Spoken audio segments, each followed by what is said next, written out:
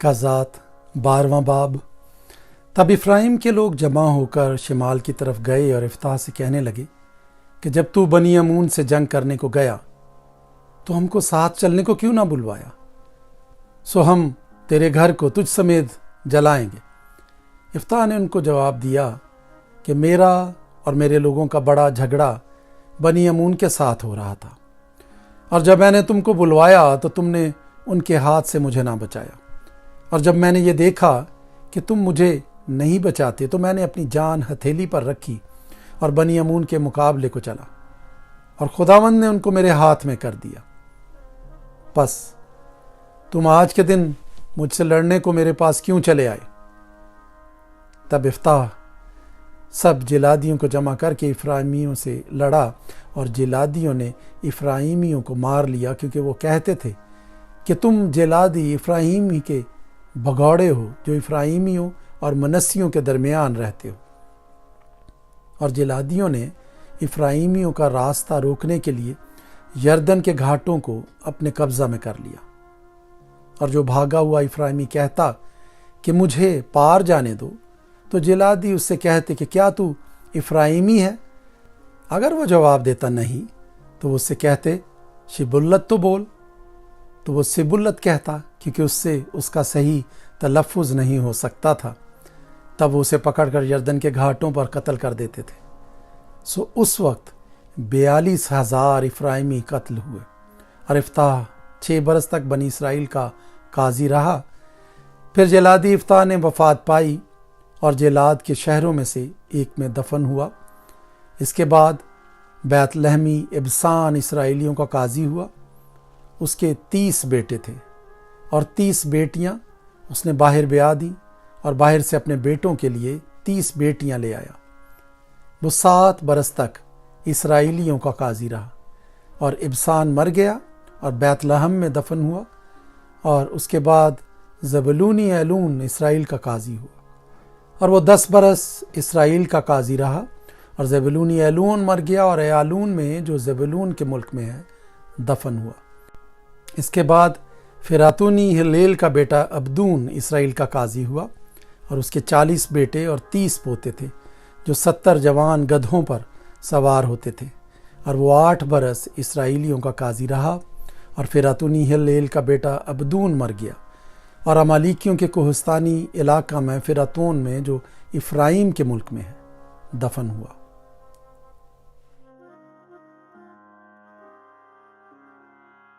قضات 13واں باب۔ اور بنی اسرائیل نے پھر خداوند کے آگے بدی کی، اور خداوند نے ان کو 40 برس تک فلسطینیوں کے ہاتھ میں کر رکھا۔ اور دانیوں کے گھرانے میں سورا کا ایک شخص تھا جس کا نام منوہ تھا۔ اس کی بیوی بانجھ تھی، سو اس کے کوئی بچہ نہ ہوا، اور خداوند کے فرشتے نے اس عورت کو دکھائی دے کر اس سے کہا، دیکھ تو بانجھ ہے اور تیرے بچہ نہیں ہوتا، پر تو حاملہ ہوگی اور تیرے بیٹا ہوگا، سو خبردار میں یا نشہ کی چیز نہ پینا اور نہ کوئی ناپاک چیز کھانا، کیونکہ دیکھ تو حاملہ ہوگی اور تیرے بیٹا ہوگا، اس کے سر پر کبھی اس طرح نہ پھرے، اس لیے کہ وہ لڑکا پیٹ ہی سے خداوند کا نذیر ہوگا، اور وہ اسرائیلیوں کو فلسطینیوں کے ہاتھ سے رہائی دینا شروع کرے گا۔ اس عورت نے جا کر اپنے شوہر سے کہا، ایک مرد خدا میرے پاس آیا، اس کی صورت خدا کے فرشتے کی صورت کی طرح نہایت مہیب تھی، اور میں نے اس سے نہیں پوچھا کہ تو کہاں کا ہے، اور نہ اس نے مجھے اپنا نام بتایا، پر اس نے مجھ سے کہا، دیکھ تو حاملہ ہوگی اور تیرے بیٹا ہوگا، سو تو میں یا نشے کی چیز نہ پینا اور نہ کوئی ناپاک چیز کھانا، کیونکہ وہ لڑکا پیٹ ہی سے اپنے مرنے کے دن تک خداوند کا نذیر رہے گا۔ تب منوہا نے خداوند سے درخواست کی اور کہا، اے میرے مالک، میں تیری منت کرتا ہوں کہ وہ مرد خدا جسے تو نے بھیجا تھا ہمارے پاس پھر آئے، اور ہم کو سکھائے کہ ہم اس لڑکے سے جو پیدا ہونے کو ہے کیا کریں۔ اور خدا نے منوہا کی عرض سنی، اور خدا کا فرشتہ اس عورت کے پاس جب وہ کھیت میں بیٹھی تھی پھر آیا، پر اس کا شوہر منوہا اس کے ساتھ نہیں تھا۔ سو اس عورت نے جلدی کی اور دوڑ کر اپنے شوہر کو خبر دی اور اس سے کہا کہ دیکھ، وہی مرد جو اس دن میرے پاس آیا تھا اب پھر مجھے دکھائی دیا۔ تب منوہا اٹھ کر اپنی بیوی کے پیچھے پیچھے چلا اور اس مرد کے پاس آ کر اس سے کہا، کیا تو وہی مرد ہے جس نے اس عورت سے باتیں کی تھیں؟ اس نے کہا، میں وہی ہوں۔ تب منوہا نے کہا، تیری باتیں پوری ہوں، پر اس لڑکے کا کیسا طور طریق اور کیا کام ہوگا؟ خداوند کے فرشتے نے منوہا سے کہا، ان سب چیزوں سے جن کا ذکر میں نے اس عورت سے کیا یہ پرہیز کرے۔ وہ ایسی کوئی چیز جو طاق سے پیدا ہوتی ہے نہ کھائے، اور میں یا نشے کی چیز نہ پیے، اور نہ کوئی ناپاک چیز کھائے، اور جو کچھ میں نے اسے حکم دیا یہ اسے مانے۔ منوہا نے خداوند کے فرشتے سے کہا کہ اجازت ہو تو ہم تجھ کو روک لیں اور بکری کا ایک بچہ تیرے لیے تیار کریں۔ تب خداوند کے فرشتے نے منوہا کو جواب دیا کہ اگر تو مجھے روک بھی لے تو بھی میں تیری روٹی نہیں کھانے کا، پر اگر تو سوختنی قربانی تیار کرنا چاہے تو تجھے لازم ہے کہ اسے خداوند کے لیے گزرانے، کیونکہ منوہا نہیں جانتا تھا کہ وہ خداوند کا فرشتہ ہے۔ پھر منوہا نے خداوند کے فرشتے سے کہا کہ تیرا نام کیا ہے، تاکہ جب تیری باتیں پوری ہوں تو ہم تیرا اکرام کر سکیں۔ خداوند کے فرشتے نے اس سے کہا، تو کیوں میرا نام پوچھتا ہے، کیونکہ وہ تو عجیب ہے۔ تب منوہا نے بکری کا وہ بچہ ماں اس کی نظر کی قربانی کے لے کر ایک چٹان پر خداوند کے لیے ان کو گزرانا، اور فرشتے نے منوہا اور اس کی بیوی کے دیکھتے دیکھتے عجیب کام کیا، کیونکہ ایسا ہوا کہ جب شعلہ مذبح پر سے آسمان کی طرف اٹھا تو خداوند کا فرشتہ مذبح کے شعلہ میں ہو کر اوپر چلا گیا، اور منوہا اور اس کی بیوی دیکھ کر اوندھے منہ زمین پر گرے، پر خداوند کا فرشتہ نہ پھر منوہا کو دکھائی دیا نہ اس کی بیوی کو۔ تب منوہا نے جانا کہ وہ خداوند کا فرشتہ تھا، اور منوہا نے اپنی بیوی سے کہا، ہم اب ضرور مر جائیں گے کیونکہ ہم نے خدا کو دیکھا۔ اس کی بیوی نے کہا، اگر خداوند یہی چاہتا کہ ہم کو مار دے تو سوختنی اور نذر کی قربانی ہمارے ہاتھ سے قبول نہ کرتا، اور نہ ہم کو یہ واقعات دکھاتا، اور نہ ہم سے ایسی باتیں کہتا۔ اور اس عورت کے ایک بیٹا ہوا، اور اس نے اس کا نام سمسون رکھا، اور وہ لڑکا بڑھا، اور خداوند نے اسے برکت دی، اور خداوند کی روح اسے مہندان میں جو سرا اور استال کے درمیان ہے تحریک دینے لگی۔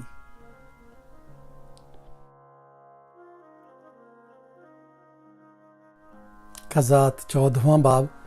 اور سمسون تمنت کو گیا، اور تمنت میں اس نے فلسطینیوں کی بیٹیوں میں سے ایک عورت دیکھی، اور اس نے آ کر اپنے ماں باپ سے کہا، میں نے فلسطینیوں کی بیٹیوں میں سے تمنت میں ایک عورت دیکھی ہے، سو تم اس سے میرا بیاہ کرا دو۔ اس کے ماں باپ نے اس سے کہا، کیا تیرے بھائیوں کی بیٹیوں میں یا میری ساری قوم میں کوئی عورت نہیں ہے جو تو نامختون فلسطینیوں میں بیاہ کرنے جاتا ہے؟ سمسون نے اپنے باپ سے کہا، اسی سے میرا بیاہ کرا دے، کیونکہ وہ مجھے بہت پسند آتی ہے۔ پر اس کے ماں باپ کو معلوم نہ تھا کہ یہ خداوند کی طرف سے ہے، کیونکہ وہ فلسطینیوں کے خلاف بہانہ ڈھونڈتا تھا۔ اس وقت فلسطی اسرائیلیوں پر حکمران تھے۔ پھر سمسون اور اس کے ماں باپ تمنت کو چلے، اور تمنت کے تاکستانوں میں پہنچے، اور دیکھو ایک جوان شیر سمسون کے سامنے آ کر گرجنے لگا۔ تب خداوند کی روح اس پر زور سے نازل ہوئی، اور اس نے اسے بکری کے بچے کی طرح چیر ڈالا، گو اس کے ہاتھ میں کچھ نہ تھا، لیکن جو اس نے کیا اسے اپنے باپ یا ماں کو نہ بتایا، اور اس نے جا کر اس عورت سے باتیں کی، اور وہ سمسون کو بہت پسند آئی، اور کچھ عرصے کے بعد وہ اسے لینے کو لوٹا اور شیر کی لاش دیکھنے کو کترا گیا اور دیکھا کہ شیر کے پنجر میں شہد کی مکھیوں کا ہجوم اور شہد ہے۔ اس نے اسے ہاتھ میں لے لیا اور کھاتا ہوا چلا اور اپنے ماں باپ کے پاس آ کر ان کو بھی دیا اور انہوں نے بھی کھایا، پر اس نے ان کو نہ بتایا کہ یہ شہد اس نے شیر کے پنجر میں سے نکالا تھا۔ پھر اس کا باپ اس عورت کے ہاں گیا۔ وہاں سمسون نے بڑی ضیافت کی، کیونکہ جوان ایسا ہی کرتے تھے۔ وہ اسے دیکھ کر اس کے لیے 30 رفیقوں کو لے آئے کہ اس کے ساتھ رہیں۔ سمسون نے ان سے کہا، میں تم سے ایک پہیلی پوچھتا ہوں، سو اگر تم ضیافت کے 7 دن کے اندر اندر اسے بوجھ کر مجھے اس کا مطلب بتا دو تو میں 30 کتانی کرتے اور 30 جوڑے کپڑے تم کو دوں گا، اور اگر تم بتا نہ سکو تو تم 30 کتانی کرتے اور 30 جوڑے کپڑے مجھ کو دینا۔ انہوں نے اس سے کہا کہ تو اپنی پہیلی بیان کر تاکہ ہم اسے سنیں۔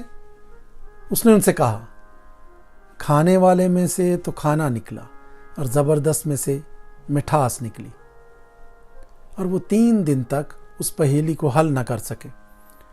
اور 7ویں دن انہوں نے سمسون کی بیوی سے کہا کہ اپنے شوہر کو پھسلا تاکہ اس پہیلی کا مطلب وہ ہم کو بتا دے، نہیں تو ہم تجھ کو اور تیرے باپ کے گھر کو آگ سے جلا دیں گے۔ کیا تم نے ہم کو اسی لیے بلایا ہے کہ ہم کو فقیر کر دو؟ کیا بات بھی یوں ہی نہیں؟ اور سمسون کی بیوی اس کے آگے رو کر کہنے لگی، تجھے تو مجھ سے نفرت ہے، تو مجھ کو پیار نہیں کرتا، تو نے میری قوم کے لوگوں سے پہیلی پوچھی پر وہ مجھے نہ بتائی۔ اس نے اس سے کہا، خوب، میں نے اسے اپنے ماں باپ کو تو بتایا نہیں اور تجھے بتا دوں۔ صبح اس کے آگے جب تک ضیافت رہی 7 دن روتی رہی، اور 7ویں دن ایسا ہوا کہ اس نے اسے بتا ہی دیا، کیونکہ اس نے اسے نہایت تنگ کیا تھا، اور اس عورت نے وہ پہیلی اپنی قوم کے لوگوں کو بتا دی۔ اور اس شہر کے لوگوں نے 7ویں دن سورج کے ڈوبنے سے پہلے اس سے کہا، شہد سے میٹھا اور کیا ہوتا ہے، اور شیر سے زور آور اور کون ہے؟ اس نے ان سے کہا، اگر تم میری بچیا کو حل میں نہ جوتتے تو میری پہیلی کبھی نہ بوجھتے۔ پھر خداوند کی روح اس پر زور سے نازل ہوئی اور وہ اسکلون کو گیا۔ وہاں اس نے ان کے 30 آدمی مارے اور ان کو لوٹ کر کپڑوں کے جوڑے پہیلی بوجھنے والوں کو دیے، اور اس کا قہر بھڑک اٹھا اور وہ اپنے ماں باپ کے گھر چلا گیا۔ پر سمسون کی بیوی اس کے ایک رفیق کو، جسے سمسون نے دوست بنایا تھا، دے دی گئی۔